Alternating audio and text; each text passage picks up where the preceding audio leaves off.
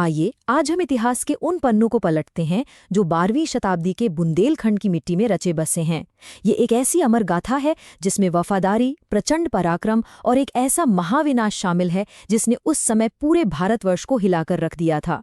हम बात कर रहे हैं आल्हा और ऊदल की। ये दोनों सिर्फ इतिहास के योद्धा नहीं थे, बल्कि आज भी लोक कथाओं में जीवित किंवदंतियां हैं। आज की इस चर्चा में हम गहराई से समझेंगे कि आखिर क्यों इन दो भाइयों को शौर्य और कर्तव्य का सबसे बड़ा प्रतीक माना जाता है। तो चलिए सीधा इस कहानी में उतरते हैं। महोबा की युद्ध की विशालता को इन शब्दों में बिल्कुल सटीक तरह से बयां किया गया है कि इसकी गूंज आज भी बुंदेलखंड की हवाओं में महसूस की जा सकती है। सच मानिए, ये कोई आम युद्ध नहीं था। ये सम्मान और मातृभूमि की रक्षा का एक ऐसा ज्वलंत उदाहरण था जो सिर्फ तलवारों की टकराहट तक सीमित नहीं था, बल्कि भावनाओं और उसूलों का एक बहुत बड़ा महासंग्राम था। अब बात करते हैं महोबा के इन वीर भाइयों की, आल्हा और ऊदल। कहानी की शुरुआत होती है 12वीं सदी के महोबा से, जहां चंदेल वंश के राजा परमाल का शासन था। उनकी सेना की सबसे बड़ी ताकत थे उनके दो मुख्य सेनापति। अब ये दोनों भाई स्वभाव में एक दूसरे से बिल्कुल अलग थे, फिर भी एक दूसरे के पूरी तरह से पूरक थे। एक तरफ थे बड़े भाई आल्हा, एकदम शांत, गंभीर और एक कमाल के रणनीतिकार। कहा जाता है कि उन्हें मां शारदा से अमरता का वरदान मिला था। और दूसरी तरफ छोटे भाई ऊदल, बेहद आक्रामक, निडर और भावुक। ऊदल अपने घोड़े बेंदुल पर सवार होकर लड़ते थे, जिसकी रफ्तार हवा से भी तेज मानी जाती थी। मतलब एक का दिमाग बर्फ की तरह ठंडा तो दूसरे का खून आग की तरह खौलता हुआ। इन दोनों का यही संतुलन महोबा की सबसे मजबूत और अजेय दीवार था। लेकिन जैसा कि अक्सर होता है, ये शांति ज्यादा दिन तक टिक नहीं पाई। अब शुरू होता है विश्वासघात और निष्कासन का दौर। एक ऐसा विश्वासघात हुआ जिसने महोबा की नींव ही हिला दी। दरअसल आल्हा और ऊदल की बढ़ती लोकप्रियता दरबार में सबको रास नहीं आ रही थी।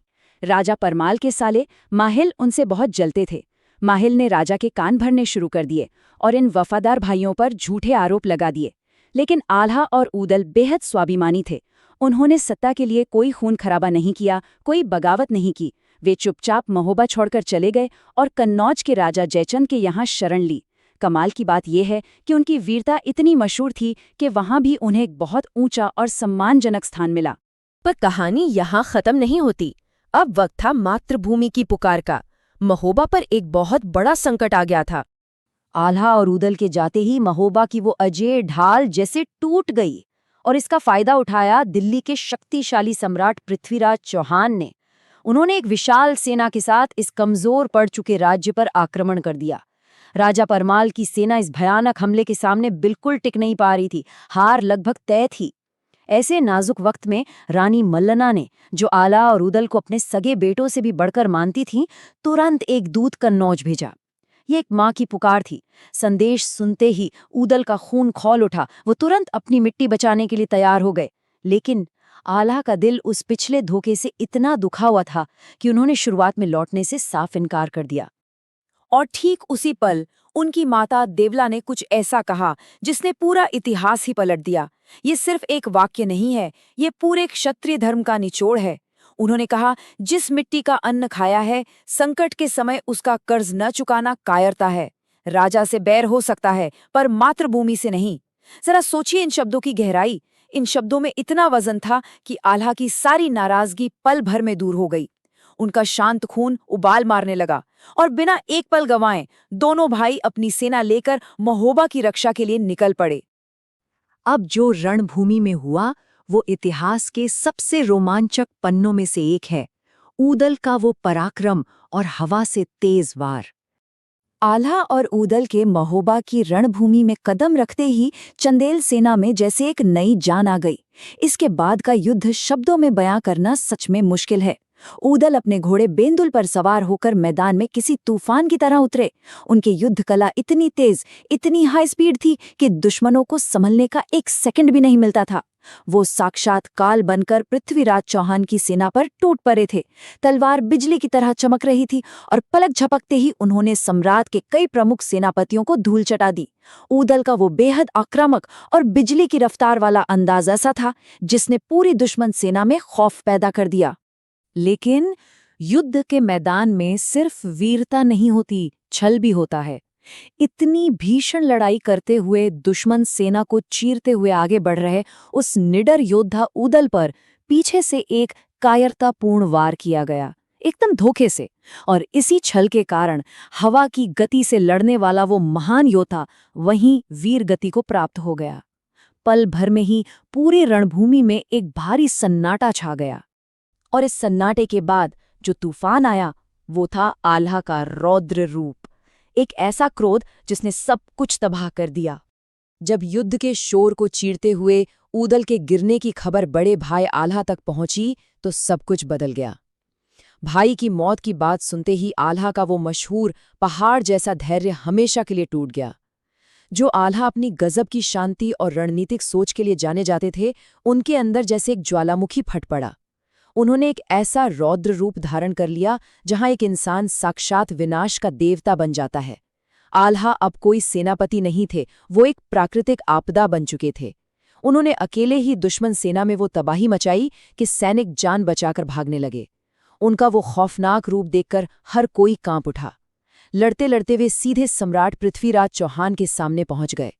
दोनों के बीच भयंकर द्वंद्व हुआ, लेकिन आल्हा के उस चरम क्रोध के आगे कोई भी रणनीति टिक नहीं पाई। पृथ्वीराज पूरी तरह परास्त हो चुके थे और आल्हा बस अपना आखिरी प्रहार करने ही वाले थे कि तभी रणभूमि में एक बहुत ही अप्रत्याशित घटना घटी। आल्हा के आध्यात्मिक गुरु गोरखनाथ ठीक उसी क्षण वहां प्रकट हुए। उन्होंने आल्हा का हाथ रोक लिया और कहा कि युद्ध का उद्देश्य अब पूरा हो चुका है।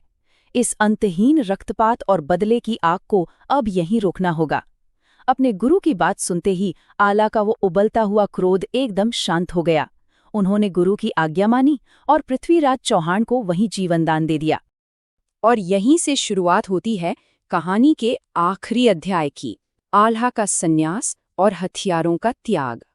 युद्ध तो खत्म हो गया, लेकिन इस महाविनाश ने आल्हा को अंदर तक बदल कर रख दिया। जरा सोचिए, एक इंसान जिसके पास असीम शक्ति है, अमरता का वरदान है, उसका मन इस सांसारिक हिंसा से पूरी तरह विरक्त हो गया। उन्होंने अपनी वो तलवार हमेशा के लिए फेंक दी जिसने कुछ पल पहले इतनी बड़ी तबाही मचाई थी, और हमेशा के लिए संन्यास का मार्ग अपना लिया। ये जानकर काफी हैरानी होती है कि बुंदेलखंड की लोक मान्यताओं में आज भी ये गहराई से माना जाता है कि आल्हा आज भी जिंदा हैं। कहा जाता है कि मध्य प्रदेश के मैहर में स्थित मां शारदा मंदिर में हर सुबह सबसे पहली पूजा आज भी आल्हा ही करते हैं। ये मिथक उनके उस गहरे आध्यात्मिक समर्पण को सच में अमर बना देता है।